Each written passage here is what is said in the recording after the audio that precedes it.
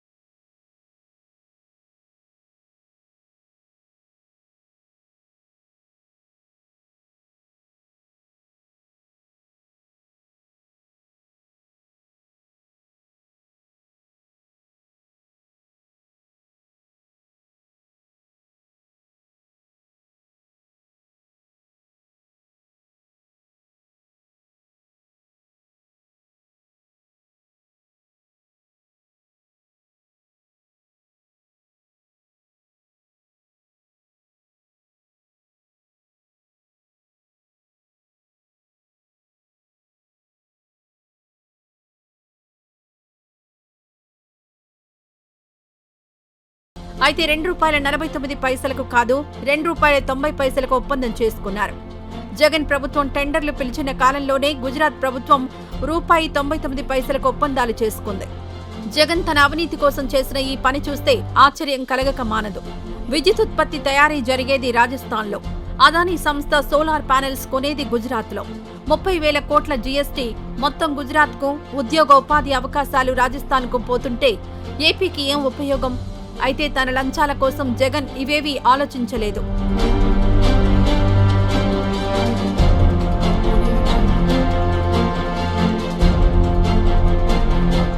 అదానీ దగ్గర లంచాలు తీసుకొని మన కరెంటు బిల్లు పెంచేశాడు.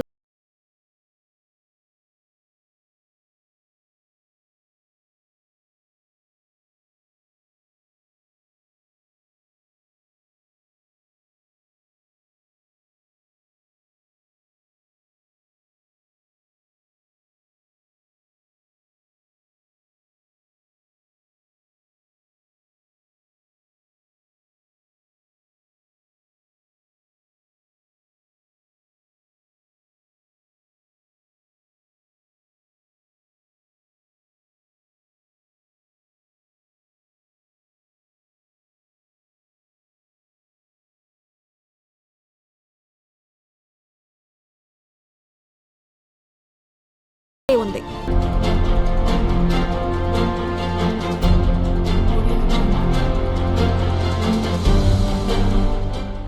సెకీ విక్రయించేది అదానీ గ్రీన్ ఎనర్జీ ఉత్పత్తి చేసే విద్యుత్నే. అంటే డిస్కంలు కొనేది అదానీ కరెంటునే. అంతా పారదర్శకంగా జరుగుతోందని చెప్పేందుకు సెకీని వాడుకున్నారని అమెరికా దర్యాప్తు సంస్థలు కూడా తెలిపాయి. మరోవైపు అదానీ, అజూర్ సంస్థలతో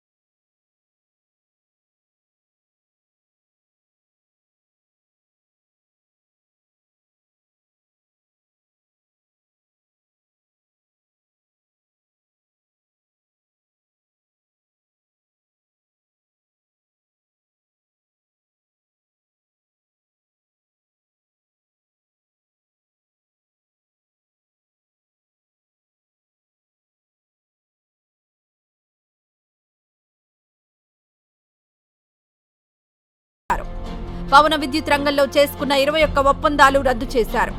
సెక్కి నుంచి కొనుగోలు చేయాల్సిన 7,000 మెగావాట్ల వల్ల ఒక్క ట్రాన్స్మిషన్ కోసమే 3,850 కోట్ల నుంచి 4,350 కోట్ల వరకు అదనంగా చెల్లింపులు చేయాల్సి వచ్చింది. రాజస్థాన్ నుంచి సోలార్ విద్యుత్ కొనుగోలు వల్ల ట్రాన్స్మిషన్ ఖర్చు అధికం. కొనుగోలు ధర ₹2.49 అయితే డిస్కంలకు చేరేసరికి ₹4.50 పడుతోంది.